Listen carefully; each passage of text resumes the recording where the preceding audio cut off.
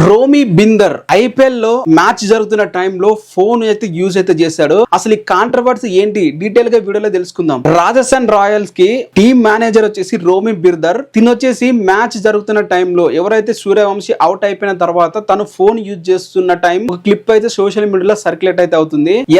ఎలా ఫోన్ వాడతారు ఒక మ్యాచ్ జరుగుతున్న టైంలో, తను ఏదైనా ఫిక్సింగ్ కి ఇన్వాల్వ్ అయ్యాడా, అసలు ఏంటి అని చెప్పి క్వశ్చన్ చేయడమే జరిగింది. దీని మీద కంప్లీట్ గా వివరాలు వచ్చేసి కొన్ని అథారిటీస్ కి అయితే ఫోన్ యూజ్ చేసే అవకాశాలు అయితే ఉంటాయి ఆ డగ్అవుట్ టైంలో, ఈ మ్యాచ్ జరుగుతున్న టైంలో. సో ఆ అథారిటీలో తిని పేరు ఇన్వాల్వ్ అయ్యి ఉందా చెక్ చేస్తే తన పేరు అయితే లేదు. సో మరి ఈ మేనేజర్ ఫోన్ ఎందుకు యూజ్ చేశాడు, రీజన్స్ ఏంటి, తన ఫోన్ అనేది జస్ట్ నార్మల్ పర్పస్ గా యూజ్ చేస్తాడా లేకుంటే ఫిక్సింగ్ కి యూజ్ చేస్తాడా అని చెప్పి చాలా మంది క్వశ్చన్స్ అయితే రైజ్ అయితే చేస్తున్నారు. తినైతే ప్రోటోకాల్ అయితే విరుద్ధంగా అయితే చేయడం అయితే జరిగింది. కంప్లీట్ గా యాక్షన్ అయితే తీసుకుంటారు. సో దీని ఇంపాక్ట్ ఎలా ఉంటుందంటే ఒక మ్యాచ్ అనేది బ్యాన్ అయితే చేయొచ్చు, అలాగే మ్యాచ్ లోని ఫ్రీజ్ కూడా తగ్గించడం అయితే జరుగుతుంది.